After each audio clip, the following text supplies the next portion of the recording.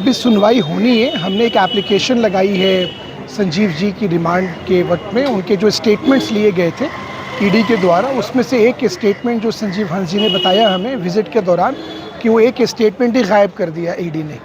तो उसके लिए चूँकि सुप्रीम कोर्ट की जजमेंट्स है परमवीर सिंह सैनी के केस में कि जितनी भी इंटीग्रेशन होगी, जो भी पूछताछ होगी, वो सीसीटीवी ऑडियो फैसिलिटी के दायरे में होगी। तो उसकी हमने एप्लीकेशन लगाई है कि उस वक्त की 25 अक्टूबर की जो भी उनके इन्वेस्टिगेशंस हुई हैं, जो भी उनसे पूछताछ हुई है, उसकी CCTV footage with audio facility sealed cover में कोर्ट के जो है समक्ष लाई जाए। हमें तो वो नहीं मिलेगी, पर कोर्ट के, क्योंकि वो बाद में कहेंगे कि हमें मिल नहीं पाई, तो वो हमने कहा उसे प्रिजर्व करके और कोर्ट के पटल पर रख दिया जाए। तो ऐसा भी है संजीव हंस जी को किन्हीं पे शक हो या जो उनको फ्रेम करने की कोशिश कर रहा हो, किन्हीं का नाम वगैरह? नहीं, अभी तो ऐसा नहीं पता, लेकिन ये तो मैंने पहले भी बोला था कि ये एक बहुत बड़ी साजिश है।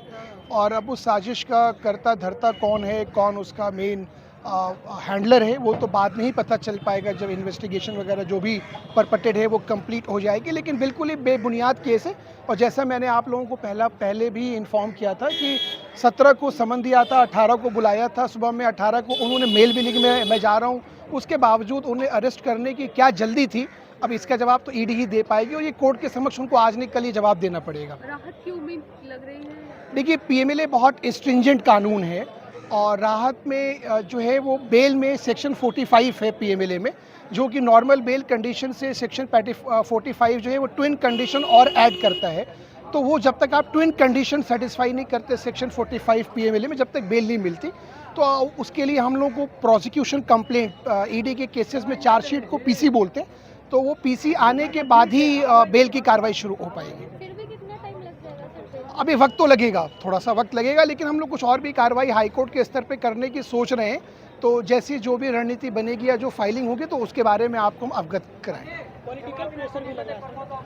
इस बारे में मैं कॉम्पिटेंट आदमी नहीं हूँ पॉलिटिकल सवाल जवाब करने के लिए। इन्वॉल्वमेंट भी लग रहा है कि कोई बाहरी ऑब्स्टिकल भी इन्वॉल्व है। इस बारे में मुझे तो नहीं आइडिया, ये तो जब संजीव हंस जी छूट के आएंगे तो ये वो जवाब दे पाएंगे। हम लोगों की जो लिमिट है और जो मेरी ड्यूटीज़ हैं वो एज अ लॉयर बहुत कन्फाइंड है।